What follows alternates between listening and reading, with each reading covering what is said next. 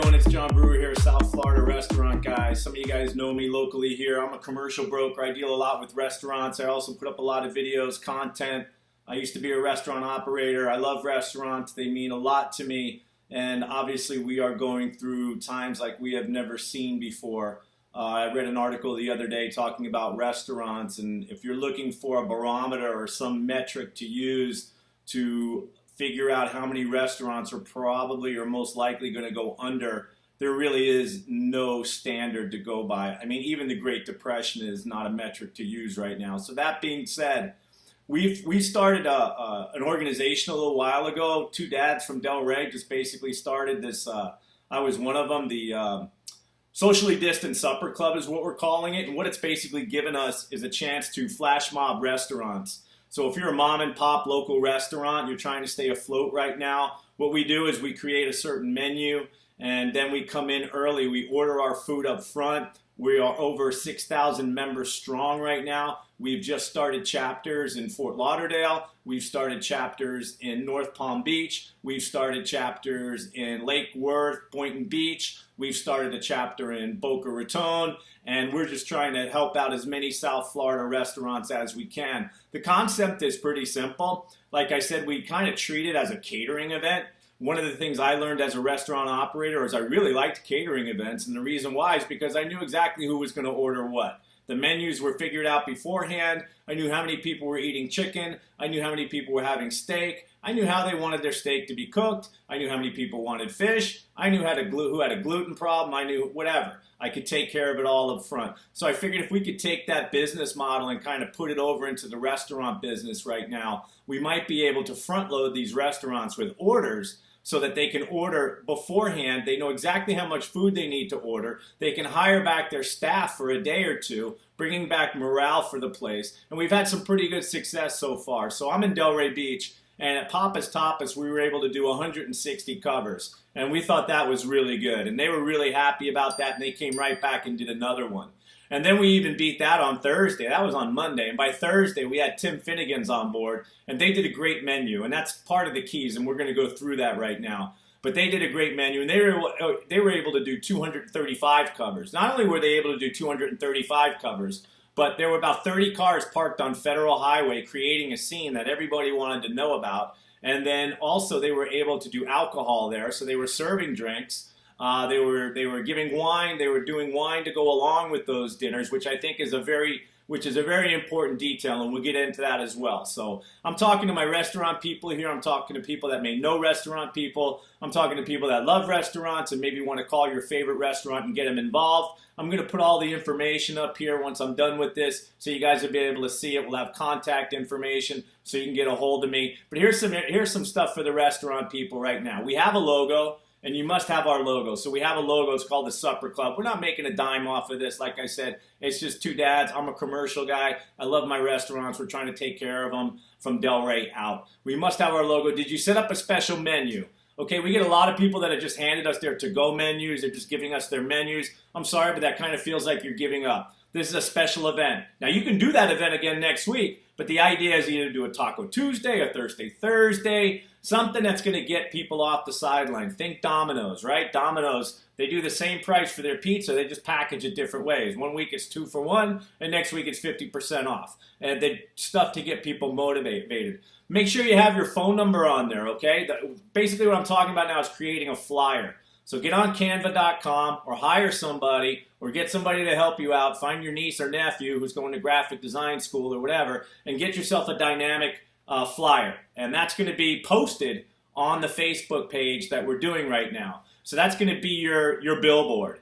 And what we do is we set up the day that you want people to pick up. We set up the day that you want everybody to order by. And we kind of use the telethon mentality. So as your day gets closer, we ramp up your promotion even more. And we try to get people involved. And we also find that specifically. So if you're in the Lake Worth, Boynton area, you want to talk to those people. You can all come through me. We can figure that out. So anyway, back to the ideas of what happens in the menu in your custom flyer. Must have your logo. Set up a special menu. Think wedding style. Does it have the correct phone number? We need your phone number. It should be bold. Does it have the correct email and website? If you want to take orders over the phone, you're going to take orders by email, website. Make sure you're monitoring these things and make sure you're on top of it. We prefer that you take your credit card and your charges up front. A, it creates a commitment. If I paid for it, you're damn well sure I'm going to show up and pick it up. And B, it lets you guys get your payment up front in case people don't show up. You have your money. All right, so does it have the correct email and website? Did you include the deadline of when they can order, or can you take orders last minute? So that's important, depending on what type of food. We've had people, so we're finding that at least you got to be, I would say, the morning of. So if you're doing a Friday dinner and you're going to do a Friday pickup, we can go to about Thursday noon would be ideal. And then there you lock in your orders and then you're ready to go. And then you can do and order your food, prep all day Friday, get everything ready to go and put the food out on Friday. So that's kind of what we recommend as an example. Are you upselling with alcohol or desserts? This is your chance, okay? We know you're not going to be able to do this every day of the week. So if you're doing one, take advantage. Let's get as much revenue on your side of the table as possible. If you're not including dessert or salad with your dinner option, then please use it as an add-on. I know a lot of restaurants are sitting on a lot of inventory right now, especially on Atlantic Avenue. A lot of these restaurants ordered up for St. Patrick's Day, and they're sitting on a lot of inventory. So if you want to get rid of it, now's a great time. Maybe make cocktails. Maybe I know people are doing margaritas in a bag. They're doing all different types. Some of them are doing them in jelly jars, old fashions in jelly jars.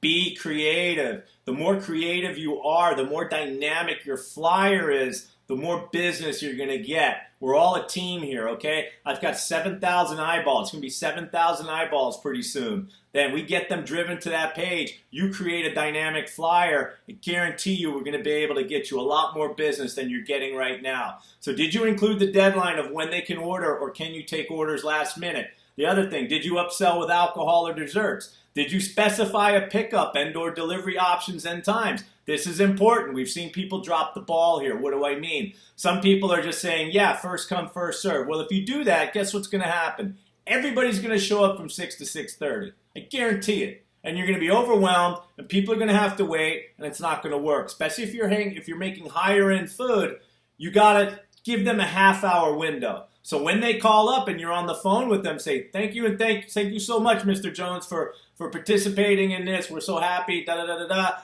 And would you like to come 6:30, 6:30 to 7, 7 to 7:30, 7:30 to 8? Which one works best for you? We want to do 6:30. Okay, great. When 6:30 books out, that's it. You push them up a half hour or you push them back a half hour. Trust me, this works, and it's very important, especially if you want to pick up customers here. That's the other thing. You've got an opportunity here to pick up new customers for life. So when we come out of this thing, you're set up in a stronger position than when you went in. You've created goodwill with more people, and hopefully you can rebound and make more sales than you ever had. Did you include your address for pickup orders? You need to put your address there. So many people are dropping the ball on this. Did you put your address there for the pickup orders? Can you consider giving a drink away in the wait line? If people start to wait, that's on you, okay? So you need to make sure that you're taking care of your customers. And if there is a backup or if there is something going on, make sure that you're taking care of them. Also, make sure you're following protocol, okay? These things, very important. Make sure you're using masks. Make sure you're doing safe food handling. Don't take on more business than you can. We've seen that happen. I know that's a good problem. You want to make as much money as you can, but at the same time, we got to think about our customers, and food safety is utmost importance, especially right now. So like I said, consider giving a drink away if people are waiting in line. Take care of them.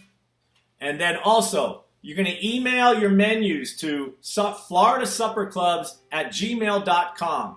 That way we can queue you up for a date and you can be featured. Like I said, send all your stuff to me. I'm going to put all my information up here. Tell your friends about us. Let's get this going. The more restaurants we have, the more members we have, the more love we can share for everybody, and we can keep you guys afloat. Hey, we're not going to make everybody millionaires, but you know what? This could be the difference, and we've had these stories before between restaurants making payroll and not making payroll. So like I said, Tim Finnegan's did 235 dinners. Let's say they did 20 bucks a head. That's almost $5,000. They were able to pay some people off, their food cost, all that kind of stuff, and people were getting a great value. It's a great sense of community. So that's it, guys. South Florida restaurant guy trying to do some good here, trying to help people out. If you have any questions, please reach out to me. If you have any restaurant friends, like I said, reach out to them. Let them know about our program. If you guys have any questions, please feel free to drop me a line. I love everyone out there. We're going to come out of this stronger and better. And let's just keep the faith, everyone, one day at a time. And we are all in this together. All right, take care, everybody.